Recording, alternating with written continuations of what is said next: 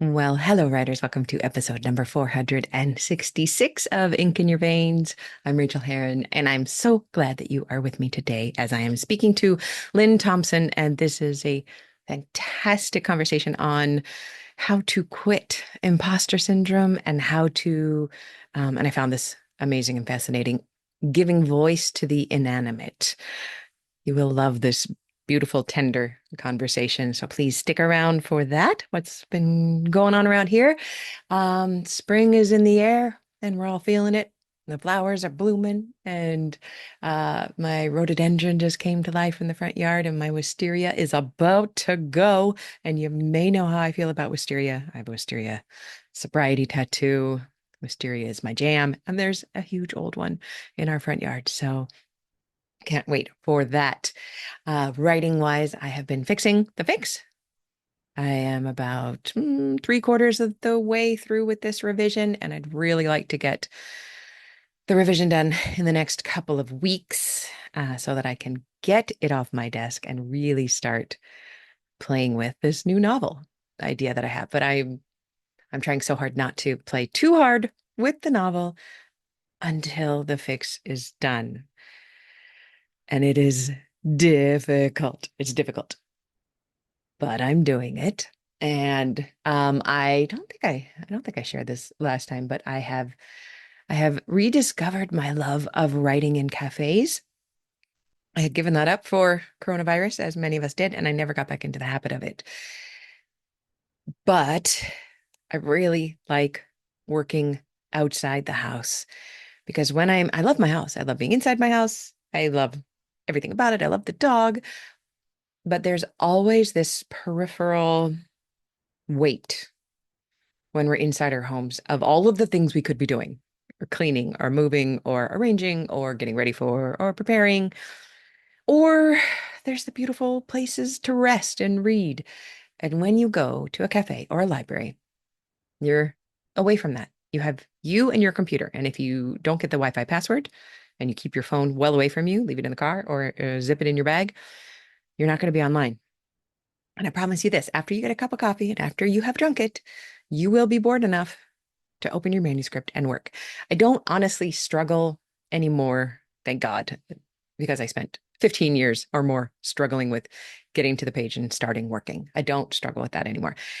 However, apparently I do still really feel the weight of being home because it's just gone when I'm at the cafe. I have no other obligations at the cafe. I don't know anybody there. I don't want to know anybody there. I don't want to become friends with the people who are always there in the mornings when I go, because then I would have some kind of obligation to say hello and chat. I don't want to chat. I don't want to be friendly. I don't want to be unfriendly, but I don't want to be friendly. And I have found this place near my house. There are one, two, three, four, five, count them, five cafes in a short, reasonable walking distance to my house. But cafes in New Zealand, I think I've mentioned this before, they are not like they are in the States where people go and work. Cafes in New Zealand, there are two on a block and every block, and they're always full, and they're always full of people talking. And I don't want to be that asshole who's sitting at a table, taking it up, just staring at my computer.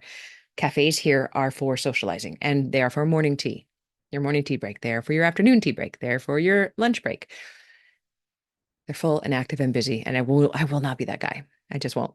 But there is this cafe near my house, which is connected to a sports field. And when the sports balls are going on outside in that field, when the kids are playing, it's a huge cafe and it fills up with parents and they're doing all of the gathering and the prepping and doing whatever parents do. But when kids are in school, when I'm going there to work, it's got three levels, this cafe, and the biggest interior mid-level, there's never anyone on it. So it's not, I'm still COVID cautious. I try to be as COVID safe as possible. And I feel comfortable there because I am not near anyone at all. No one else is there. No one cares if I just order one cup of tea and stay there for 2 hours. It's so joyful. And it's such a lovely walk there. and back, and it is awesome. But I will share a kind of crappy thing that happened. You want to hear about it? Because I'm still annoyed. I had been on Blue Sky, which is like, a new Twitter alternative. And I've been on it for a year or more, ever since they started, but I don't use it that much because I've enjoyed not being on social media very much. I post pictures to Instagram and they automatically go to Facebook, but that's about all I do nowadays in terms of social media. I do read Reddit. I try to keep it at 7 to 10 minutes a day is my lock on Reddit. Otherwise, I will be there all day learning things. But I fired up Blue Sky because I was feeling so good. I was feeling so stoked about this cafe.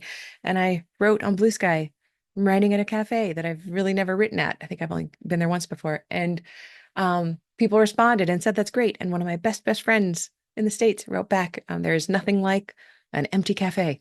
And I sent her a picture, just her. Like it was available for anyone to look at, right? And I just said, look at this, look at this. I'm the only one up here. And then within a few hours, somebody, and I hope that somebody doesn't listen to the show, you jerk, but they probably don't. Somebody wrote, is this the cafe in blank?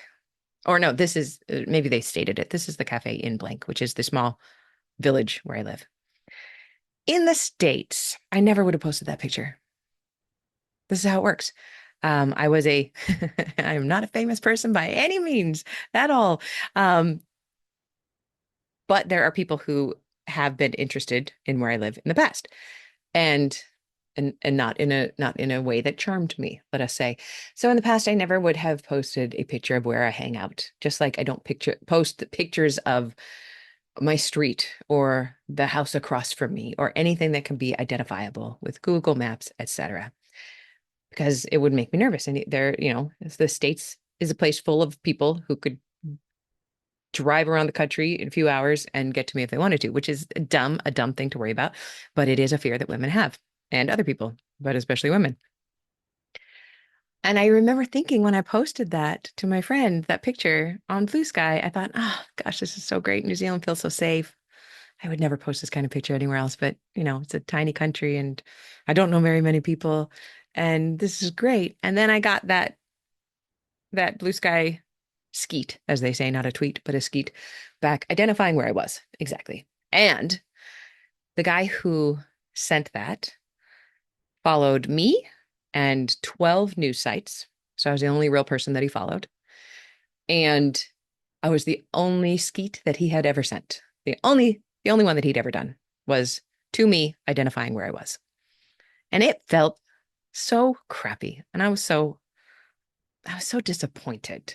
And I didn't go back to that cafe for a few weeks. Not because I thought that anyone was going to be there, because I don't think they are. There's a very small chance that that is a bad actor who is obsessed with me, right? But I think that chance is 0.000000001% possibility. 99.9999999% possibility is it's just an asshole who sits around waiting for women to post to their friends pictures that then they play the game of, can I identify this by using reverse Google search and scaring her. That's who did it. It was some 12-year-old jackass incel in training. But I didn't like it. And the reason I'm telling you is that screw that. I took the cafe back and now I go to that cafe. Um, I will also say on that the smallest remote possibility, I am well trained in self-defense and in fact I used to teach it. But it just sucks sometimes. It sucks. So I am rejecting that. I am reclaiming the cafe and I've been there twice since that happened. And it feels so freaking good to sit there by myself, not engaging with anybody, just writing in a place where I don't have to do anything else. And it taught me my lesson. Women don't post pictures of where you are on a regular basis on the internet. Duh. I was naive. I was living in New Zealand and naive. The naivete is gone. But I will enjoy writing in places like that more. There are also a couple of libraries in New Zealand. In New Zealand, there are a couple, but in Wellington that I really like writing at too. That welcome you to write and stay as long as you want, and that's what people are doing in those spaces. So, and I don't know. This is just to say, if you are not getting your work done that you want to get done, go to a cafe, bring your computer, Do not get the Wi-Fi password and don't get your phone out of your pocket. Tell yourself how long you want to sit there, and my God, you will do some work and you will do some crappy work and it won't feel good. Please let yourself down with it. That's part of the fun. If you write something and you are unhappy with it, I want you to imagine my voice in your head saying, "Good freaking job. That's what you're supposed to do." Write something crappy, because later on you will not be able to tell that you thought it was crappy today. It'll just be words that you have written that then you get to revise and make good eventually. So go to a cafe. Don't post a picture of it, unless you want to. And I'm going to wish you very happy writing. Thank you for listening to my story. All right, let me give you a little of a bit of an introduction for Lynne. I will say that at about minute 7 or 8 of this interview, I realized that the noise I was hearing that I thought was just in my headphones was actually a problem with the recording. And we stopped it then and we restarted, and that noise stopped. It was like a clicking. The clicking will stop. It is worth sticking through. The sound gets better after we identify it. And you do want to hear this. I promise you want to hear this interview. It is lovely. Lynne Thompson served as Los Angeles's fourth Poet Laureate, 2021 to 2022. Thompson is the author of 4 collections of poetry: Beg No Pardon, Start with a Small Guitar, Fretwork, and most recently, Blue on a Blue Palette. She serves on the boards of Cave Canem, Poetry Foundation, Los Angeles Review of Books, and Scripps College, which she leads as board chair. Her work can be found in the Kenyon Review, Colorado Review, and Pleiades, among others. You're going to love this interview. Here we go. Well, I could not be more pleased to have you on the show today. Will you please share your name and pronouns with us? Absolutely. My name is Lynne Thompson, and my pronouns are she and her. Lynne, I have been looking forward to talking to you. As listeners of the show know, I am a novelist and a memoirist, and I am a very, very, very, very secret poet. And I keep poets on pedestals where they have earned their right to be. And I am just rabid for poetry. And sometimes I write it and sometimes I don't. But I love talking to poets about what they do and how they do it. And in the spirit of pure indulgence, would you please share one of your poems with us? I'd be happy to. This one is entitled A Birth Mother Wears a Costume Her Daughter Will Never Fit Into. Some thought the mother said taproot. Some thought that woman said resigned. But her daughter mouthed immaculately conceived. Some thought the mother said perdition. Some thought she said hocus pocus, while her daughter wrote parables, wrote charms. Some hoped the daughter would say, yes, mummy, although they suspected the daughter said wishbone, knew she would deny everything, slipping into, out of. Some never understood her need to be alone, her fear of sorcery.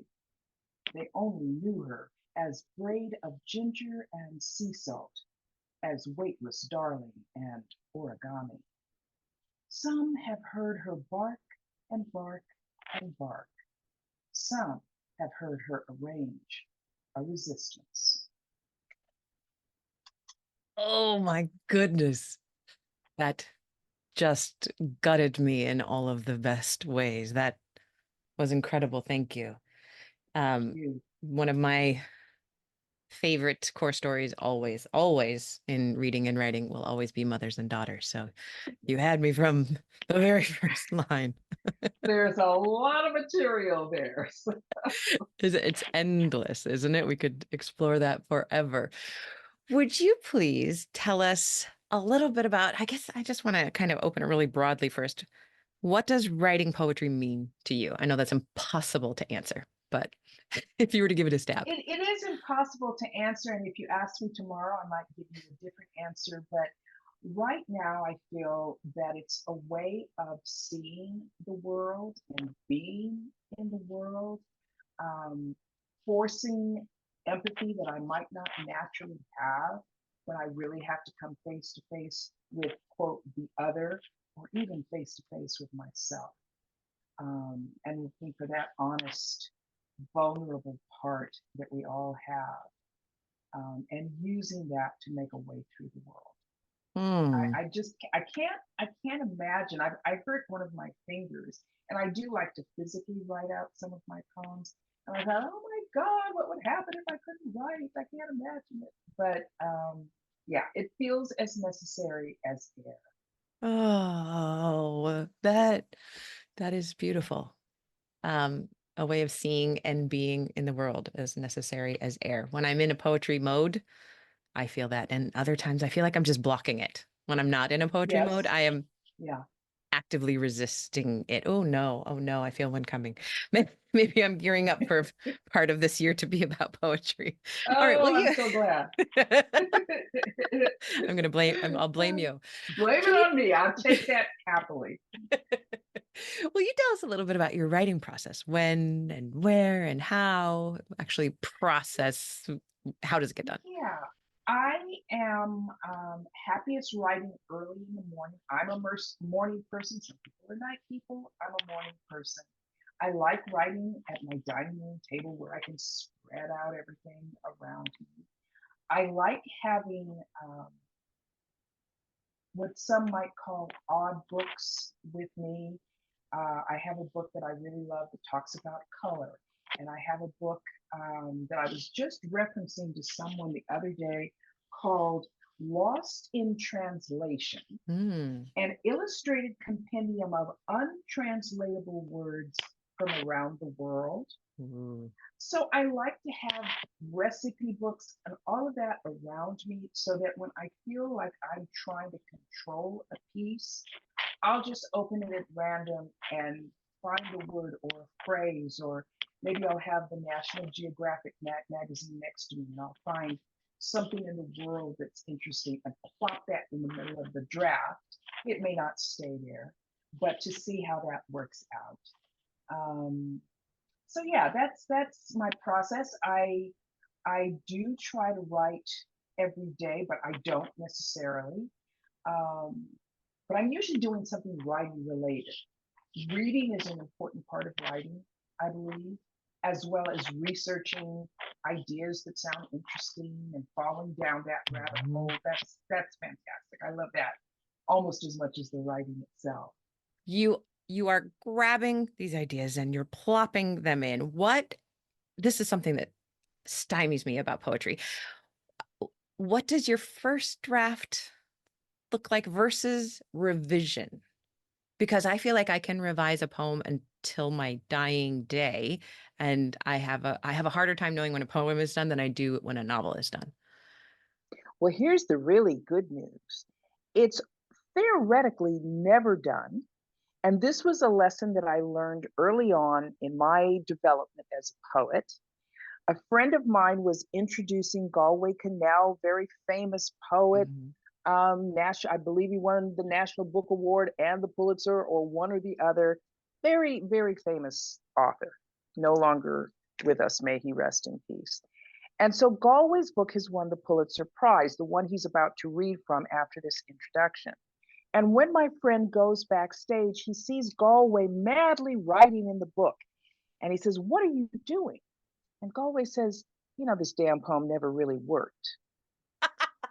Now, to the rest of us, if you've won the Pulitzer Prize, you are done. You are moving on to the next poem because all these poems are terrific, right?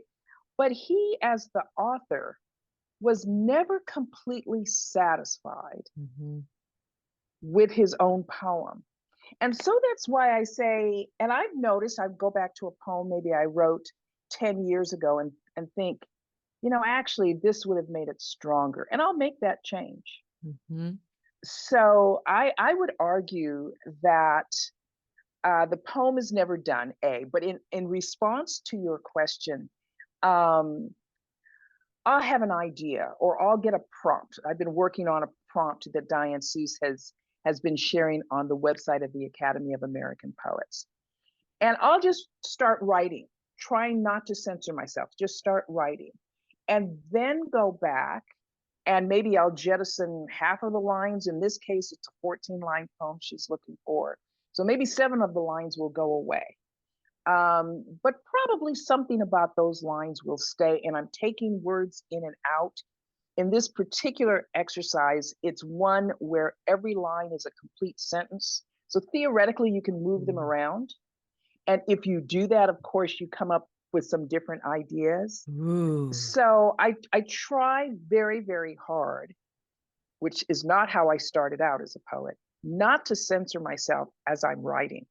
Because even if it's garbage, okay, it's not garbage I have to show to anybody. That's my garbage. Go straight to the trash, right? So yeah, I think for me that's the biggest thing. And so I do feel free to just plop things out because like the old line that is attributed to Oscar Wilde, oh my God, I worked so hard today. This morning I put a comma in and this afternoon I took it out. So that's kind of where I'm coming from in my That's process. that's one of my clues that I'm nearing as done as I can make something at this point. If I Yes, literally am putting in the because and then taking that out, or changing a but to an and then oh no, it should have been a yes, but. It's yeah, exactly. And you perfect. go back and forth and back and forth and back and forth. It may be time just to step Yeah. backward. Yes. What is the most exciting thing about your writing process that you've ever uncovered or discovered? Um, I think the thing that helped me relax is understanding it doesn't have to be like anybody else's. Mm. So you'll see a lot of interviews like this one or read interviews in magazines and they'll describe the process and you'll think, oh my God, I should be doing that. I really don't say that to myself anymore because it is a Mhm. very individual type of an activity. It's a solo activity usually. I mean, there are collaborations, but it's usually a solo activity. And so do it the way that makes you the most comfortable and frees you from there are enough other goblins in your head. Are you good enough? Is this a good topic? Should I talk about Palestine? Yikes, am I going to get all that's going to be there anyway. So the least you can gift yourself is the idea that I'm doing it the way that works for me.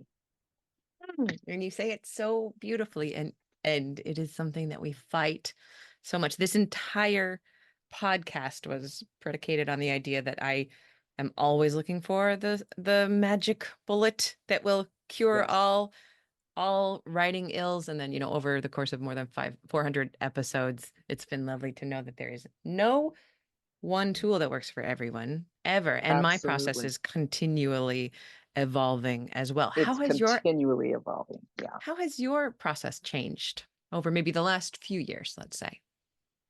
Well, I think when I started, I'm a lawyer by training. So when I Oh, started there's that writing, that lawyer to writer pipeline, I call it. Yes, the, it's yes, it's a definite thing, right? And so I was working full time and practicing law, and then I went to work at UCLA, not as a lawyer, but using my legal background. And so I was really much more rigid about, okay, if you've got these 15 minutes, you need to be using them to write. And so as a result, I can almost write anywhere, anytime, standing up, sitting down, crowd of people, I'm writing something in my head. But now that I'm not working at UCLA anymore, I'm I'm not as harsh with myself. Maybe it'd be nice just to sit for 15 minutes and look at a bird on I'm not as strict about it. I used to, for example, have very strict rules about submission. So you put your packet together. The minute you got a rejection, within 24 hours, I would turn it out and send it again. And part of it is just, I guess, getting older and saying, I'll send it when I send it. you know, I mean, I try to be pretty regular about it, but I'm just not as um, angst yeah. riddled as I once was. I identify with that. And I also find I do as almost as much, quite close to as much with a lot less angst, Exactly. if I Yeah. remember that. What is the part of writing that you struggle with the most? I am perpetually title challenged. So the poem itself is, maybe working really well. What shall we call it? And we're going through an era, when I look back at poetry historically, where people are now using really long titles, so Mhm. that the title is almost a third of the poem in some cases. So I think about that sometime, but honestly, my first book, when I sent in the manuscript, was called The Open Hydrangea Box. Mm. The publisher said, "It's lovely, but what does it mean?" And I said, "Well, like you said, it's lovely." She said, "Okay, Lynn, but it's got to have some connection." I said, "Well, I thought you'd help me." She said, "Yeah, we're not calling it." And we ultimately ended up with Beg No Pardon, which is part of one of the poems, and it's Ooh. perfect for the book. But to this day, that's been over 10 years now, but pushing on 20 years. And I still find myself very challenged to come up with evocative titles, because that's the first thing you see, right? Is, do I want to read a book called The Rose? Maybe not, but if it's called something else, Blue on a Blue Palette, which is my newest book, then maybe you're a little curious. Which is such a fantastic title. I'm still annoyed with one of my books that it just never had a good title, and then the publisher came up with The Ones Who Matter Most. It's the most dumb title ever. It means nothing. I mean, it means something about love, but I can't remember it. How could a reader remember it? But Blue on a Blue Palette is Yeah. incredible. Nobody else has ever said that. Well, and of course, you immediately think, okay, some other book is called that, I'm sure. So if you go on Amazon, for example, blue paint will come up, blue eyeshadows will come up, and Oh, eventually they'll right. get to blue on a Eyeshadows. blue palette. But yeah, I was lucky with that one. I don't know how I did it, believe me. I can't even really remember when and how I came up with it. I just did. That's So, incredible. Incredible. All right. So, what part of the writing are you really good at? I had made myself some notes here about what I wanted to talk about, and that is giving life or voice to something inanimate. Ooh. And I think that's a leftover from my childhood. I remember telling either my mom or my dad or my brothers when I was a girl, the trees are talking. And I wasn't talking about the wind through the leaves. I was talking about the actual tree trunk. And they were like, "This child, there's something wrong with her. She's just mentally just deranged." So I think that's something that I've developed just because I personally want to breathe life into everything. Um, and to Mm. some extent, what we think of as non-speaking, I do believe trees talk through their rings. As I grow older and learn about that, they do have a story to tell. The different bird whistles have a story to tell. They don't speak English, thank God. Um, but I do like doing that when the opportunity arises. Giving a voice. To me, the voice in the poem, along with the music in the poem, is critical. I'm basically a storyteller who's chosen the genre of poetry to tell stories. Oh, yes. So the voice and the music are critical, When and you I s- think those are where my strengths are. when you start with a poem, I feel like I'm a very good interviewer of poets because I feel like I just don't understand anything about it. Um, You when sound you very start knowledgeable to me. Oh, I don't know. But when you start with a poem, when you actually sit down to do it, would you have a conscious thought run through your brain, like, I'd like to give voice to this, or I'd like to provide the sound of that? Or is it something that comes out of the pen and surprises you, or is there a combination? Or I would say it's a combination. Sometimes I sit down with intentionality, but more often than not, I have taught myself, as others have taught me, to allow the poem to tell me what it wants to do. So sometimes I'm thinking, oh, I'm going to write X. And the poem says, yeah, no, we're not doing that today. Because as I keep writing, I'm thinking, oh, I didn't know that. And there is a saying in the poetry world, and perhaps with novelists as well, fiction writers, no surprise for the writer, no No surprise for the surprise for reader. the reader. Mm-hmm. So you want to have something in the poem where you say, oh, I didn't know that. I didn't know I thought that. Or how did that come into being? Well, because you just never lifted the pencil from the paper, you just kept writing, and something came out unexpected. Because the poem is smarter than you are. The I best believe poems, that. I think, when I read other people's poetry, I say, man, that was smart. And invariably, you'll talk to the poet and they'll say, yeah, I don't know where that came from. It just, I mean, that's the magic of it. It is That's the the magic of magic. it.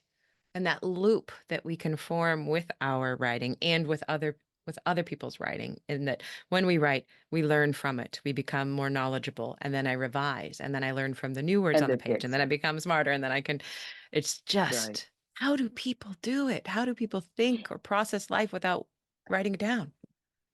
And the revision process is interesting because I say I don't have an MFA, so I don't use all the academic terms, but my term for it is you want to revise, but you don't want to revise the juice out of it. Yeah. You don't want it so technically perfect that it's lost its music. Maybe you were doing a rhyme scheme. And I get it. If you're doing something that requires a rhyme scheme, you want to stick to that, but not so much that it just takes the heart out of the poem. So there's a real balancing point, tipping point, where yes, revision, but not over revision. And I Mhm. can't tell you where that is. It's different in each piece. Mm. How do you how do you think about the differences or the weights in your work holding but how do you think about the difference between something like narrative and image and say rhythm? What, because in the poem that you read, there was narrative behind it, but there were also such smashing images that just smashed into my brain. How do you balance that? Yeah, Would you I like to tell think me everything for about poetry in 10 seconds or less? in 10 seconds, I'd love to hear it. yeah, I think for me, because I consider myself essentially a narrative poet, Mhm. some of my poet friends have heard me say, blah, blah, blah, this happened, that happened. I'm putting myself to sleep, right? So I may write that poem, I'm fairly sure, I'd have to go back and see if I could find the drafts, did not have all those images. Mm. But when I got to the point where I was talking about the ginger and sea salt, weightless darling, and origami, I didn't want to just say she's tall, she's short, she's happy. I wanted to find some other kinds of images. So my original draft was probably pretty bare bones. And then I Mm. went back and looked for opportunities to feed the image into it. And then in terms of the rhythm, for me, a poem is not done. And I think this is true of the large majority of poets if the music isn't working. So I may think I've finished the draft and then I read it out loud and I know this it's not working. I need some other word or phrase, or is it too cliche, or not fresh enough. So yeah, all of those things come together. But my instinct is to start from a narrative place and hopefully end up with something more imagistic and more lyrical than perhaps I started out with. What a great answer. Sorry, now I'm just going to throw questions at you that were not planned. But Sure. where do you fit reading of poetry into your life? Because that's something I also fall down on when I'm not in the Yeah. poetry I phase. think I think any poet of any level, beginning or well established, won't see any improvement or change in their craft if they don't read. Mhm. I give private workshops and I'm horrified when students say, oh, I like to write poetry, but I don't read it. And then I'll say, well, what is your ambition for your poetry? Well, I'd like to see it published in the Paris Review. Really? But you're not reading the Paris Review. Right. Um, so yeah, I think reading is critical. And a subset of that is reading something that is off of your experience or what you're familiar with. Read a book about birds, read recipe books, read military history, read anything that is not maybe naturally something you would pick up. Oh, I'm going to read this novel or even this piece of nonfiction. For one thing, you're going to find fabulous language that you can use. So even in my first book, I remember I picked up a railroad glossary, all the terms that people that work on the railroad would use. It was fabulous, My right? I never would have known those terms my on my own. sister used to work for the railroad. She was a brakeman on the Burlington Northern Line. And Okay. she taught me this phrase that they use, highball the roll by. And it means when Oh the my high red God. ball is up, you roll by it because it means something is open. I'm definitely getting it wrong. But isn't that Right. poetry? Highball the roll by. I've It's never let it's that go. absolutely that's exactly what I'm Yeah. talking about. I Yeah. mean, and that just makes your poem so much richer than saying, I was riding on the train and the fields were passing by. Well, okay, what's so special about that, right? So you really want something that's going to elevate the language and let the reader or the listener think, what is that? I want to know about that because they've Mhm. read about trains. Most people know about trains. So that's nothing unique. You need to give them something that they don't come across every day. Mhm. So I really, recipe books are one of my favorites, how it's prepared and food from different countries. But at the end of the day, we all eat bread. But in Brazil, it's one thing, and in Nigeria, it's something else, in Croatia. So I find that not only reading poetry is essential, just so you know what's going on in literature today and historically, but also to read out of your comfort zone or out of your usual list of things that you would read from. Thank you for that. I also think that for me, reading poetry is the fastest, it's like the express way to inspiration. Reading Yeah, anything gives it me absolutely. inspiration, but intentionally reading poetry, just it's it's infallible for closing something And and I saying, find I want to do something. absolutely, and I find the poems that I think are successful are the ones that I stop in the middle and say, wait a minute, let me put that in my journal because I want to Yes. use that later on, Yes. or it gives me an idea. Those poems I love. I have a collection. I keep it in Scrivener's where I do my own poems too, but then I have a collection within there, which are the poems that I must put in and I must type them in with my fingers. Yes, And yes, within the, first 3 or 4 lines usually, or sometimes you don't, and you're at the end of the line and that last line right. kills you and you've Yeah, got to put it in a place where you will always be able to find it. Yeah. absolutely. Absolutely. I do have a file in my computer called Poems to Read and Reread. And Oh, that's where yes. I keep those poems. Absolutely. That's exactly what mine is. Mine is just called poems. It's got everything. Same thing. Same thing. May I ask you, what is the kindest thing you've ever done for yourself as a writer? Um,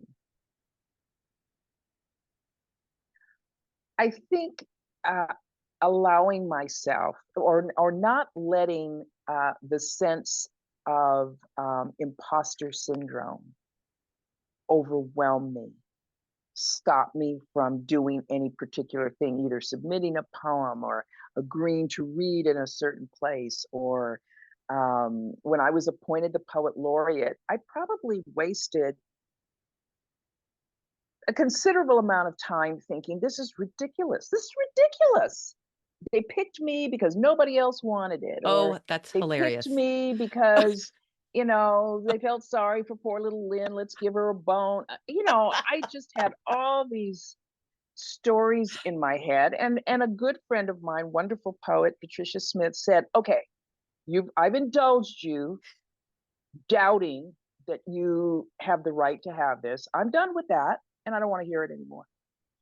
And I thought, yeah, I am wasting a lot of time. I should be going out doing laureate things, right? So I think that's the kindest thing is to say to yourself, because you'll read a poet you admire, and my list is long.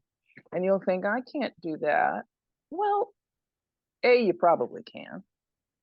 But even if you can't do that, you can do something else. Mhm. So, other people are going to beat you up. Don't beat yourself up. They will take care of that for you. Be nice to yourself because nobody else may be nice to you. So, yeah, I think that's been the hardest thing for me to do, but it's been the kindest thing to do, is to give myself a little slack and say, okay, I guess I am not too bad. How long It's does it hard. normally, it is very hard. How long does it normally take you to remember that you need to do that?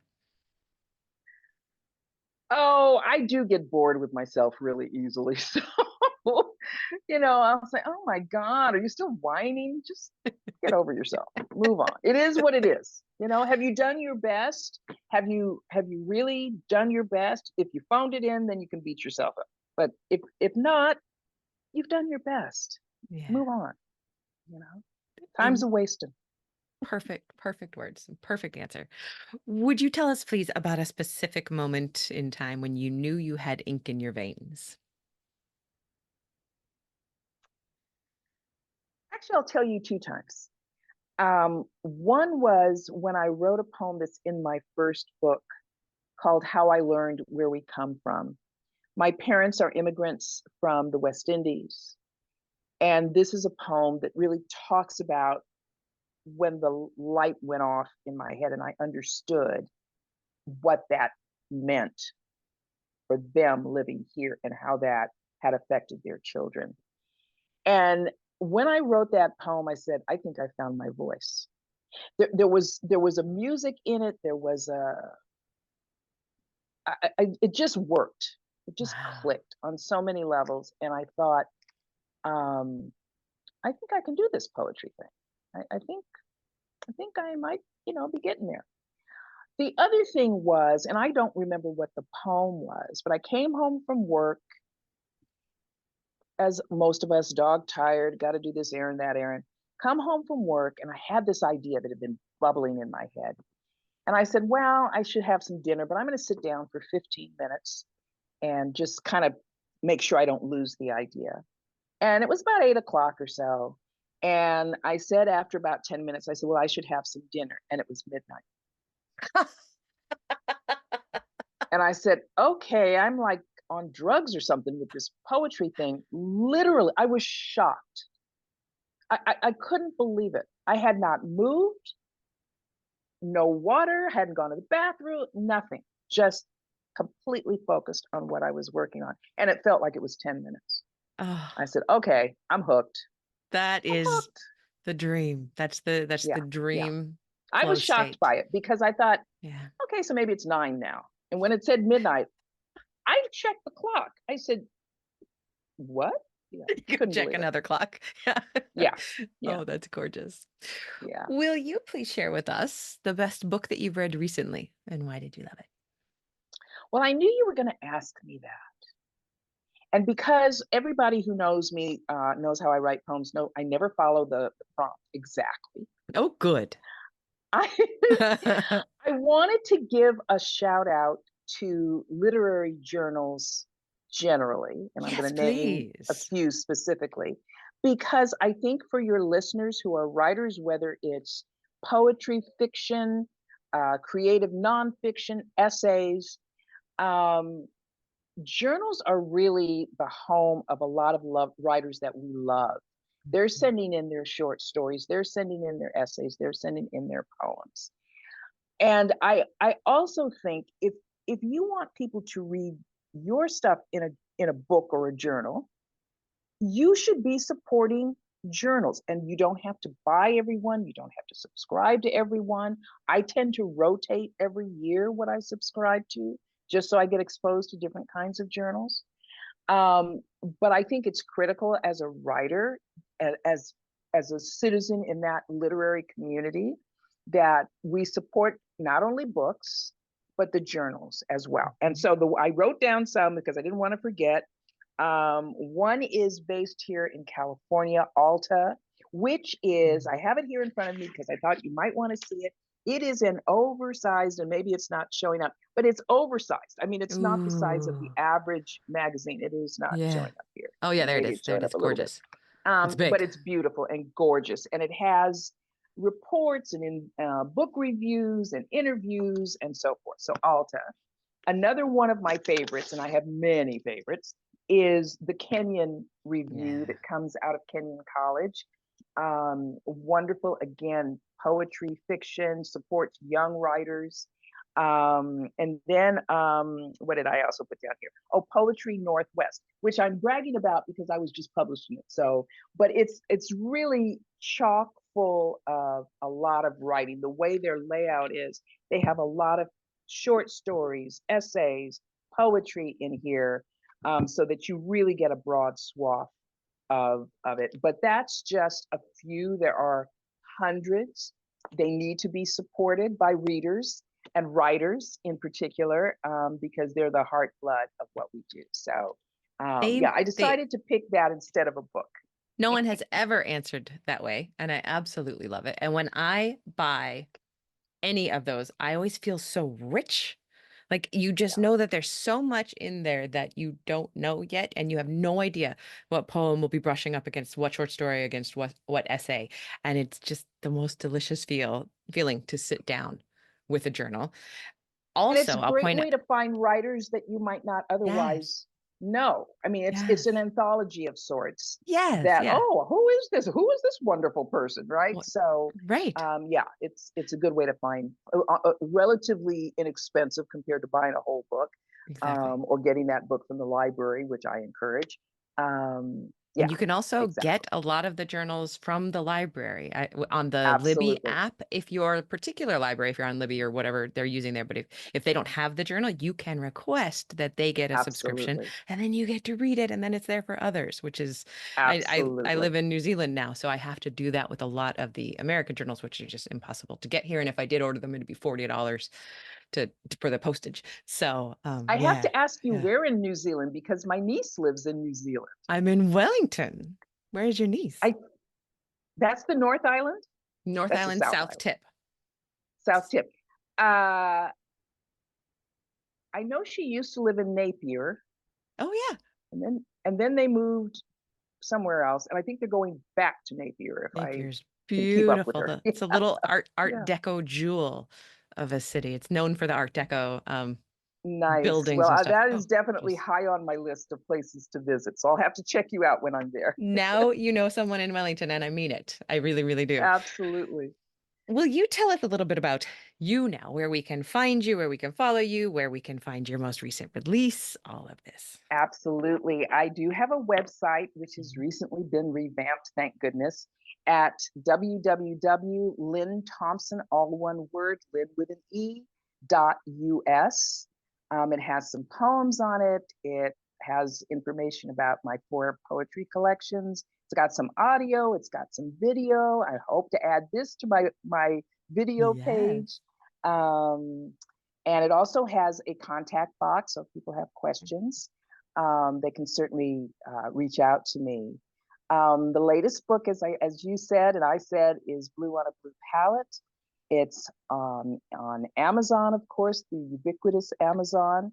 I also want to make a plug for bookshop.org. I don't know if you have that in New Zealand or not, but I like it because it supports independent bookstores. So if you buy a book from that website, they will give money to the independent bookstore that you identify. So I really like them a lot as a result. So those are 2 of the more prominent ones, as well as at boaeditions.org, which is the publisher. Thank you so very much for being here and for putting up with my questions and fascination. And I'm just so grateful to have spent this time with you and to talk about this with you. It's been my pleasure. And I with you as well. Your questions were terrific. And now I have a new podcast to listen to regularly. So I'm happy to connect. Thank you so much, Lynn.